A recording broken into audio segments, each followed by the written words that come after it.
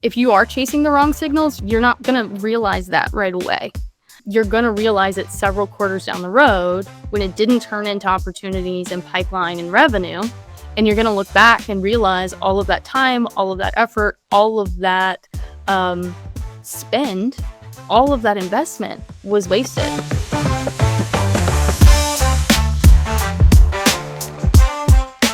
Welcome everyone back for another webinar. This is one not to miss. We are going to be talking about turning signals into sales, activating triggers that matter. We have three incredible guests with us. With that, I'm going to give a little bit of my point of view on how I think about signals and sales and triggers. And then we'll get into some speaker introductions. So when I think about triggers, like marketing teams have access to more signals than ever. Think about it. And I'm sure if you scroll LinkedIn or doom scroll LinkedIn, like you're seeing this everywhere. Everyone's talking about signals. But more signals don't mean better outcomes. Web visits, job changes, intent scores, downloads. It's easy to confuse interest with intent. And I've seen teams waste so much time chasing signals that don't matter while missing the ones that do. Today, we're going to fix that. So with that, Evan, I'm going to throw it over to you first. Can you introduce yourself and can you share a little bit how you approach go-to-market data in your role? Sure. Thanks, Nick. And it's a pleasure to be here. Thank you, everyone, for the invite. My name is Evan Ortiz. I am a Senior Global Growth Marketing Manager at Google, and I support Chrome Enterprise. And the way I approach kind of go-to-market data generally is to act as a translator or filter. My task is to comprehend all the data that is coming in and prioritize it and build something that's actionable off of that data and share that with those insights with our sales and our marketing teams. I think that really means understanding the buyer journey and zeroing in on those moments of urgency and commitment where there's an inflection point. And that helps us kind of shift from kind of more broad-based campaigns to something that's highly targeted, highly personalized, and highly contextual. Yeah, absolutely. I love that. Taylor, how about yourself? I'm Taylor Young, the head of solutions and advisory services at Demand Science. Demand Science is an end-to-end performance marketing services company. So the team that I lead are these brilliant marketing strategists who are kind of the tip of that spear for services. And so we're using go-to-market data every single day in our role on behalf of a lot of our clients to help them make sense of all the data that we're able to provide them, generate insights from that. And I said, it is truly end to end. We're able to design the campaign strategy and execute on their behalf. Of that. And Dom. Hey, Nick. Yeah, hi. Dom Milan here from Density B2B. So the organization that I work for is basically we help B2B clients grow. So basically my role principally is to identify what's the client challenge, what is stopping them from making money. Then who are the people that matter? Who are the people that carry the greatest weight and the most influence? And then help focus our demand teams to identify what are the moments that matter. And then more importantly, what are the channels that matter to help drive the greatest influence and help our clients grow? Love that. Yeah, a huge believer of that as well. I think we're going to have a fantastic conversation. Let's jump into things. And I think the first thing that I want to do is level set, because when you hear about all these different things, signal, a trigger, intent, some people might define them slightly different. And I think we want to clarify on how these are often interchanged, but they should be understood differently. So Taylor, I'm going to start with you and define those three things for me. Yeah, absolutely. That's a perfect way to kick it off because I do think people use them interchangeably often when they probably should not. So if we start at the lowest tier there, you have a signal that is truly just raw data. That is a data point. It is a fact statement. You're thinking about a website visit, a content download, a job change. It is just neutral information until it becomes intent. And it only becomes intent when you've recognized a pattern. You've had to go and do the pattern analysis that says that this now has shown some significant propensity to purchase, to take a next best action that we desire from that account because of this signal that has become intent or concurrent signals that are showing this propensity to purchase. And then that third piece would be the trigger. And that is just the threshold of intent where we have seen enough where we want to very intentionally take the next action and recommended action that we want to then continue to encourage that intent and get it into the next phase. And I think where people really miss using that interchangeably is treating every signal like intent or treating all intent as if it should all of them equally get the same triggers. That's where we really see people mess up. Yeah, 100% agree with you. Dom, anything that you would define differently or add to that? There's nothing I disagree with Taylor on that. I think she's spot on. I'm quite a simple being, and I kind of use analogies to describe things. So the best way to work for me, the way I understand it, is a signal is basically I've seen and let's just take Netflix as an example. Signal for me, I've seen an ad for a TV show. Well, that's quite cool. And so in our world, that could be behavioral data, download a white paper, but it's kind of like evaluation mode, just kind of, yeah, that's all right. Second thing, intent. I've spoken to Taylor, I've spoken to Evan, they've been like, have you seen this new box set? It is freaking awesome. You should go check it out. Okay, so there's a number of different parties involved, machines and kind of research bites, a number of different decision makers from the same company, all watch the same video. That's kind of like share mode. And then the trigger, the best thing for Netflix is kind of like, I've added it to my watch list. And that's basically the completed form, the follow-up is doing it for a reason. It's a buying mode. So basically, for me, signals show interest, triggers create opportunity, and intake signals basically provide a urgency to act. Yeah, I like the analogy of that. And Evan, anything that you want to add to it as well?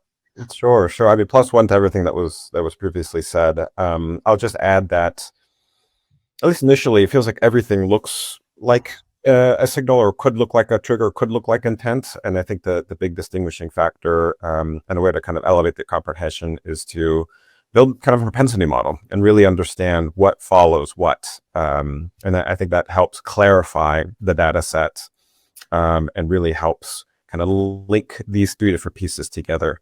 Because it's easy to get overwhelmed and it's easy to miscategorize, but really it's that propensity modeling and that statistical analysis that helps you understand what is what. Yeah, huge fan of that as well. So definitely love that. Taylor, when you think about what happens when teams chase the wrong signals, what have you seen working with clients, and like what are all those things that are the wrong signals that teams chase? This happens so often that demand science has actually coined this term data mirage. And it is basically this false confidence that buyers, that our clients and everyone, marketers in general, are facing, where they have bought all the tools and they have all the data and they feel like they're checking all the boxes to have a really strategic approach to that. But just more data doesn't necessarily mean you have a good strategy and a good foundation that you're delivering with all of that data. And so what does happen when you are chasing the wrong signals? I think there's 3 really critical things that happen there. The first one is truly this like signal exhaustion occurs from the data mirage. If you're sending every signal across the line to sales and you're acting on every single signal and not kind of tiering that approach, then you are creating this noise that just has to become noise in the background. Sales is not following up, or if they are following up, they're not getting the experience that they want out of it. Now you've broken trust between sales and marketing. We have this conundrum for bad leads because it's just too early and those were the wrong signals to toss over the fence. And then you've got to rebuild that credibility with sales. I think the second thing is really this misaligned attribution as well, is kind of a symptom of the data mirage. If marketing is over here celebrating that we've got the most website visitors we've ever had in history and we're throwing a party, and sales is like, hey, we missed pipeline this month. Like, we're optimizing those signals for the wrong thing. You have to have that alignment because, again, we're losing that credibility with sales. And I think the third thing, which is kind of the obvious one, is just opportunity cost. Often, if you are chasing the wrong signals, you're not going to realize that right away. You're going to realize it several quarters down the road when it didn't turn into opportunities and pipeline and revenue. And you're going to look back and realize all of that time, all of that effort, all of that spend, all of that investment was wasted. And you have to really shift gears at that point. You have to dispel that data mirage and come to the realization that those signals were the wrong ones to act on in the first place. So with that said, let's jump into what signals actually matter. So Dom, I'm going to start with you. And so when you think about what data points actually indicate a buyer's intent to purchase, like what is it? What have you seen? What could you give from an advice perspective to everyone that's listening? Yeah, I think it's about intensity of effort. And I think that's the thing that when someone's like really leaning in. So I've got to fill out a form, requires effort, requires time, or I am attending an event to potentially see somebody in person. I've given time out of my day to head because I'm interested in what you're about. So for me, I think it's where you're seeing someone kind of doing it for a reason, and also surrounding that individual who's put in that effort is, are there additional stakeholders from the same company, not putting in the same effort, but they're circling around. And that way you can see that that guy or girl or they is the nucleus. And then you have the wider team surrounding them. So for me, that triggers not a buyer, but a company's intent to purchase. Because I think we get sold in on a buyer, but there are hidden decision makers surrounding that guy or girl that we also need to think about. Yep. Yeah. Absolutely love that. Now, Evan, going to you, what's often mistaken for buying intent, but actually isn't? Because I know I've seen a bunch of stuff. I'm sure you've seen a bunch of stuff, and I'm sure you have some great advice here. Sure. Yeah, it's a good question. And I think this goes to kind of my previous part where everything feels like a signal. Everything might feel like intent, like any data, any action on the site. And, you know, I think it's important to look at the type of content that's being ingested or the type of behavior that we're seeing. So I think a big mistake is when people, you know, take like high funnel research as intent when really it's, you know, at the beginning of the buyer process. Downloading, you know, like a basic ebook or web traffic, I think is a big one. And I think it's important to filter that out. That doesn't necessarily lead to intent. You know, it's kind of the initial stages. And I think it's our job as marketers to help shepherd that person from that moment to get to the point where there is a trigger, there is an inflection point. But it's important not to over-index on those initial kind of engagements, those lighter touches and shallower engagements. Dom, do you have anything that you want to add before we move on there? I think my only build would be, you know, at briefing stage, bring in sales at the very start so you understand who are the people that matter, who's hot to trot, and therefore you can then, everyone focuses at the same direction, same goal. Yeah, love that. Cool. Let's move into putting signals into play. So again, you know, as tactical as we can get here is fantastic. We have a couple questions and we want to kind of, you know, figure out how we can build these for everyone that's listening. So Taylor, I'm going to start with you again. And so when you think about like how should marketers build a signal playbook that sales can actually use? Because what you just talked about it a little bit, you know, the sales and marketing, there's such a misalignment. And I've worked for many companies. Yeah, I think the key point in your question there is sales can actually use. That's where we need to orient to as marketers in service to our sales organization. And I think Dom made such a critical point right there at the end, which is the first step in that is co-creating with sales.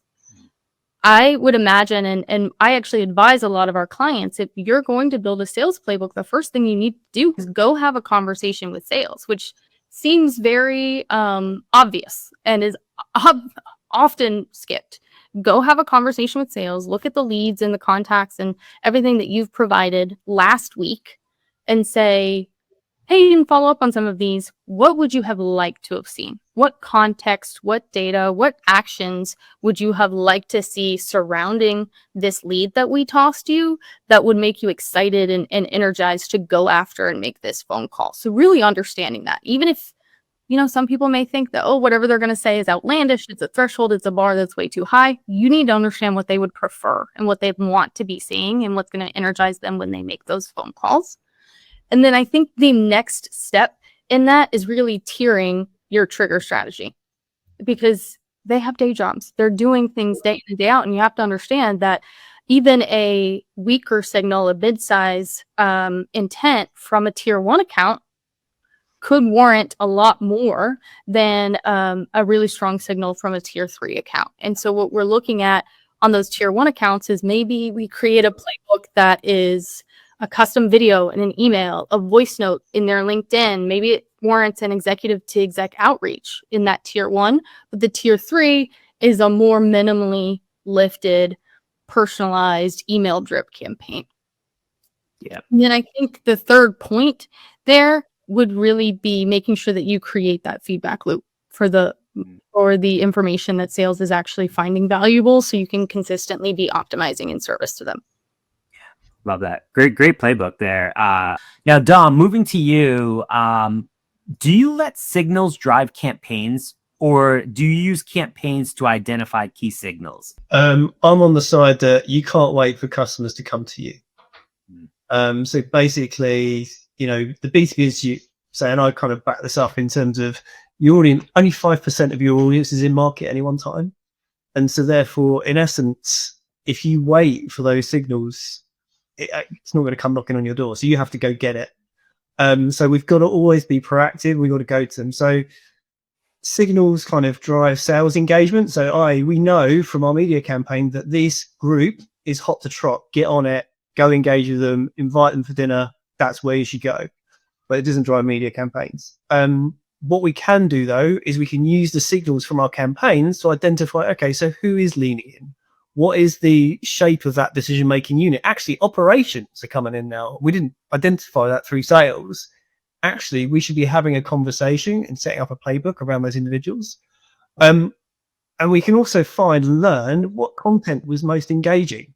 This stuff was flying out, really, really interesting. That stuff sucked. So actually, next time, more of this, less of that. So I think that's kind of what drives it. I think you have to lean forward. I think you have to be proactive. Customers are going to come knocking at your door. Yep. Yeah. I appreciate you sharing that. Evan, are you of a similar mindset, or? Yeah, I mean, plus one to all of that, I think it's really, you can set things up as a virtuous cycle, right? So you have, a sense of what signals might be, important. So every campaign is essentially kind of an experiment. You have a hypothesis, and then you launch, you gather the data, and then you see how that ends up actually filtering down and playing out in terms of your customer life cycle, your customer journey. And you take that and you refine it, and you build the next campaign. And it's kind of an iterative process across multiple channels to really zero in on what are those high value signals, what are those pivot points, and what is that true intent to look like.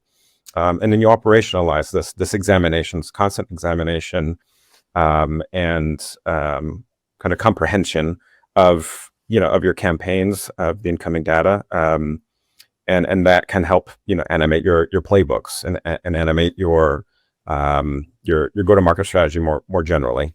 But I see it as kind of a nonstop, constant cycle.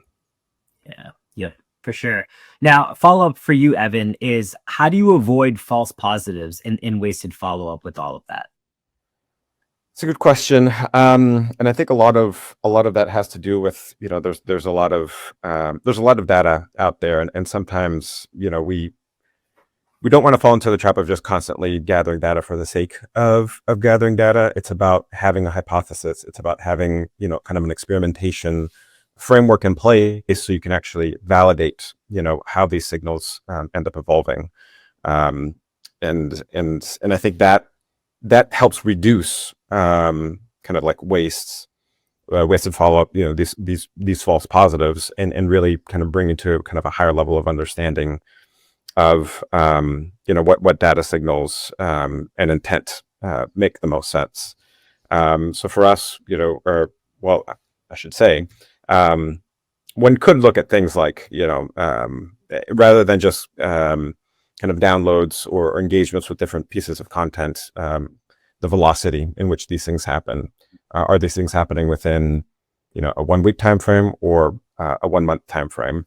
And that helped us kind of understand, okay, well, if there's kind of more casual research going on, that's actually not leading up to the intent that we hope for. But when there's kind of a more sustained engagement, that is actually more indicative of kind of downstream kind of positive intent, and that person may be more have a higher propensity for that sales conversation downstream. So again, it's just that constant iteration, that constant loop, and that constant focus on efficiency gains. Yeah, 100%. Love that for sure. So I think we can move into more of like the prioritizing the right triggers, because we've talked a lot about signals, intent, but the triggers is the piece like, hey, listen, how do we know like we're prioritizing the right things in life? So, Taylor, going back to you, how do you score or rank the signals to know what's worth your team's time? Because again, there's a lot of them out there. So it's like, how do I know I'm doing the right thing?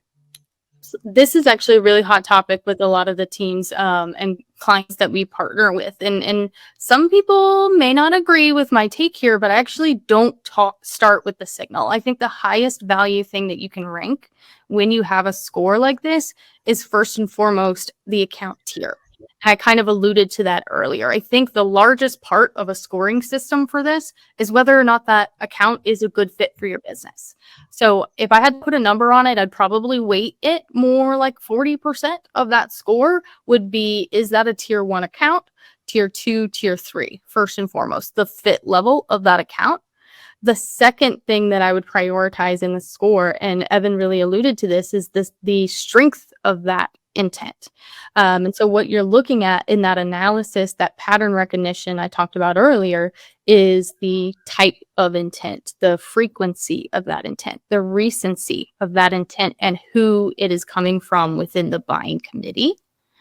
And using all of that information to analyze that propensity to purchase and giving kind of a stack rank to that. If I had to put a number, I'd probably call that about 35% of the score when I make these recommendations to our clients. And then the third level, Dom alluded to earlier, is that buying committee coverage. If you talk to any of these salespeople and you have one person who's highly engaged and constantly downloading and constantly interacting, cool. But if you have that triangulation effect that Dom alluded to, where you've got one champion highly engaged and you've also got, interest and activity signals coming from the technical buyer or the economic buyer, and you have triangulated that coverage, I guarantee you 10 out of 10 times the salesperson would prefer to have the conversation with the second lead rather than the first. And so at least 25% of that score, in my opinion, is that buying committee coverage. And if you've just got that one lane, I would actually move that back into further marketing nurture and really deploy some buying committee engagement strategies through marketing before doing that handoff over to sales. Yeah, love that. Evan, for you, like now, obviously there's the automation side of it, there's the personalization. How do you kind of keep that human element of it? Like, how do you balance the automation and the personalization when you're activating signals? Sure, that's a good question. So for us, well, I should say for me, the way I would kind of approach this would be a lot of activation, can be automated, right? So we take a look at kind of incoming data streams, and we can automatically, alert the right sales lead with the fact that there's kind of someone here that may be worth engagement with, at this point, or if not for that, automate your nurture streams depending on, what vertical or what exactly they did before they got to the point of, your website, downloading your white paper, whatever the case might be, right? And I think a lot of that can be automated and ought to be automated. And you can really organize like quite a bit of automation when standing up kind of this marketing foundation. But really when sales is involved, this is where we really kind of encourage kind of more personalization when that trigger kind of activates. So the automation might tell them, when they can start to reach out, and we can give them the context as to what they should say. But ultimately, we work the sales teams to help set up that context so that they can then do that personalization outreach on their own and help round out, some of the content and some of the messaging rather on a more personalized basis. So hopefully that kind of helps kind of illustrate a little bit how we approach things. Yeah, I love that. Yeah, I appreciate the actual examples there as well. So Wrapping things up for this area, Dom, I'm going to throw it over to you. Like, what tools or systems or frameworks or anything, like what helps you prioritize and act on the signals across teams? Well, Nick, the answer is obvious. We work with partners like Demand Science to help us. And we work with them to kind of, from the outset, set up a bit of a framework where one of the things which I think serves as well is we have a scorecard, and we kind of put, we have a client's goal and their ambition, their target account list. And what we do is we categorize them into red, amber, and green. So red is like, we know nobody in that organization. So these are the accounts that go into that bucket. Then we have amber, which is like, we know one person in that organization. They go in kind of like the middle bucket. And at the end, in terms of green, we know 1+3 from that organization. And what that enables us to do is it enables us to kind of focus in terms of the job to be done from a communications perspective. So for those red accounts, it's like, hello, we're Density B2B. Let me tell you a little bit about what we do. It's just an introduction. Amber is kind of like, okay, we're Density B2B. Here's how we can help drive growth for your business and solve your business challenges. We're not talking about our products. We're talking about your challenges. And then green is like, here's the product, a solution that will help answer that challenge. So it's basically, I guess it's like dating. It's kind of like your introduction, you're going out for a drink, but it kind of understands in terms of that flow and how we prioritize those different accounts to ensure that, you know, we're having the relevant conversation with the right stakeholder to ensure that when we come to being green, taking that Netflix example in terms of adding it to my list, it just makes it as easy as possible for somebody to go, yes, I'm going to add you to my watch list. Love that. 100%. Yeah, I'm a big believer of that as well. So I know we're up on time. I have one last section, and this is going to be a little bit of a rapid fire type thing. We're going to be talking about signal wins and misses. So each of you is going to answer all three of these. And I'm going to start with Evan. Then we'll do Dom. Then we'll wrap everything up with Taylor. So, Evan, for you, what's one signal you used to rely on that no longer matters? I would say things like email open rates or website visits. Without further kind of engagement or context, those aren't as helpful as one might initially think.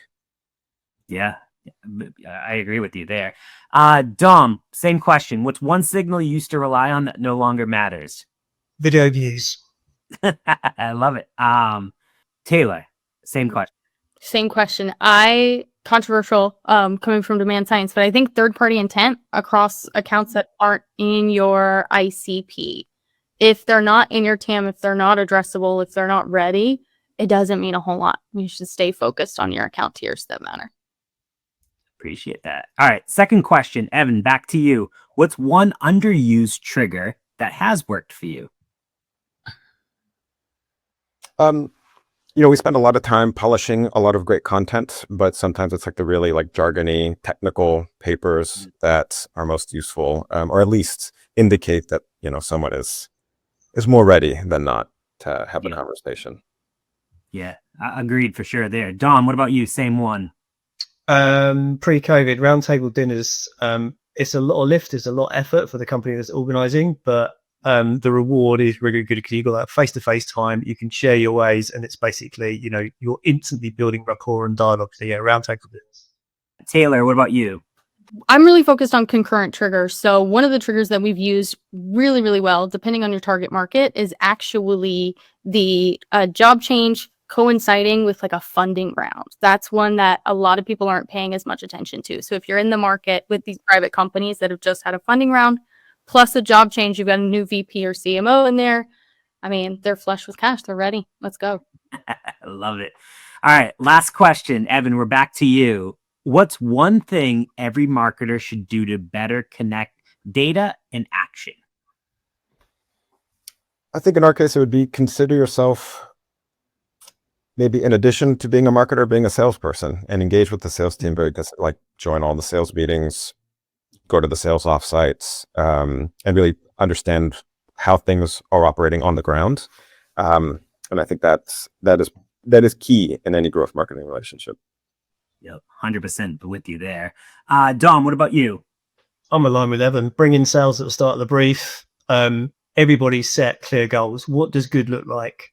What does a good lead look like? Really important. Is it just an email address? Is it that moving people from amber to green? Requesting a callback, just be really clear in terms of what success is like, and everybody just hammer for that goal. Yep, love that. And Taylor, what about you? The pattern analysis I've been talking about the whole time is really looking at the signals that are occurring concurrently, the strength of them right before the action the desired action, open pipeline and revenue, and coming back and doing that analysis quarterly. Love that. Well, that wraps everything up. This was fantastic. Thank you to Evan, to Dom, to Taylor for being a part of this. If you want to connect with today's guests, find them on LinkedIn. And if you want to explore more content from Demand Science, head over to the site or reach out to the team. I appreciate you all joining, and have a great rest of your day.